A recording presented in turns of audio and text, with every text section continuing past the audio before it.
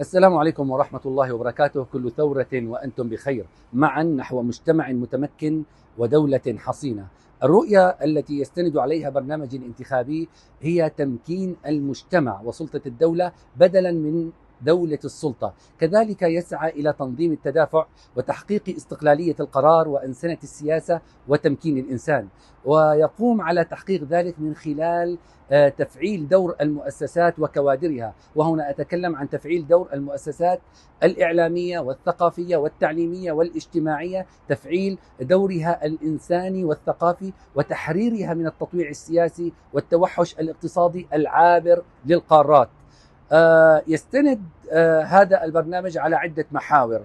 المحور الأول هو حماية الهوية الثقافية والحضارية، أي المرابطة على ثغر الهوية الثقافية والحضارية، لأنه بات أولوية وبات ضرورة، فقد أصبحت الهوية اليوم مستهدفة من قبل الفواعل الاقتصادية والفواعل السياسية العابرة للقارات والعابرة للحدود، مستغلين الحاجة الاقتصادية والواقع المضطرب كذريعة للتسلل وإعادة هيكلة المجتمع وفق رؤى غير محلية، وذلك بهدف خلق هو بين سلطة دولة المجتمع الحالية والمجتمع ذاته. وعليه سيتم العمل على تأسيس جماعات ضغط وقوى برلمانية مختصة تستشعر بسلوكيات هذه الفواعل وانعكاساتها على الواقع الاجتماعي والثقافي والتعليمي والقانوني، وذلك بهدف الدفع نحو تشريع قوانين ومناهج وسن أدوات تنفيذية تسعى لحماية المجتمع ومنع استغلاله وتوظيفه وتحويله لمستهلك ثقافي لصالح قوى ثقافية وسياسية دخيلة وغير محلية. المحور الثاني هو إصلاح التعليم الحكومي. سنقوم خلال الفترة القادمة بالدفع نحو إعادة المكانة التربوية الفعالة للمدارس الحكومية من خلال رفدها بالكفاءات الإدارية والتعليمية القادرة على منافسة التعليم الدولي والخاص، وبهذا يتم مكافحة استراتيجية الطبقة التعليمية الساعية لحصر التعليم في أيدي الرأسمالية الاجتماعية وتهميش أبناء الطبقة الفقيرة. ومن خلال الارتقاء بالتعليم الحكومي نساعد على تفعيل القوى الإنسانية وإيقاف الاستنزاف الاجتماعي والاقتصادي وترميم المجتمع وردم الهوة بين شرائحه وفئاته وسلطته الحكومية إذا صح التعبير. المحور الثالث تحقيق العدالة الاجتماعية والشراكة الاقتصادية المتوازنة بين القوى الاقتصادية والقوى الكادحة، ويكون ذلك من خلال السعي التشريعي والتنفيذي لإحداث شراكة حقيقية بين الطبقة الشعبية العاملة والقوى الرأسمالية، كي لا يتحول المواطن السوري لعبد أنيق لدى القطاع الخاص والشركات الاقتصادية العابرة للقارات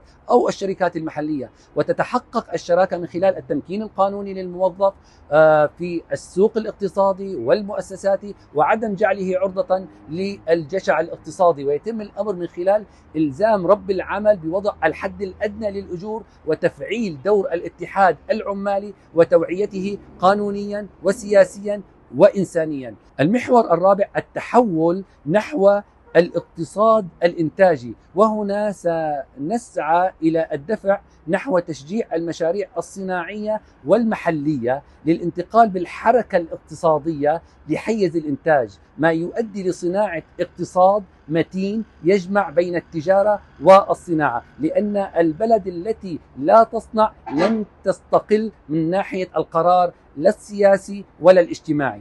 المحور الخامس الرعاية الصحية والاجتماعية، وهنا سندفع نحو إنشاء صندوق تنمية مستدام لكبار السن ومصابي الثورة والعاجزين عن العمل بهدف دعمهم شهريا بمبلغ يساعدهم على تأمين احتياجاتهم اليومية وخضوعهم للعلاج الصحي، والدفع نحو سن قوانين مدروسة تلزم المشافي الخاصة بتأمين أسرة محدودة داخلها بهدف تأمين العلاج المجاني للمواطنين غير القادرين على الخضوع لهذا العلاج بسبب العائق المادي.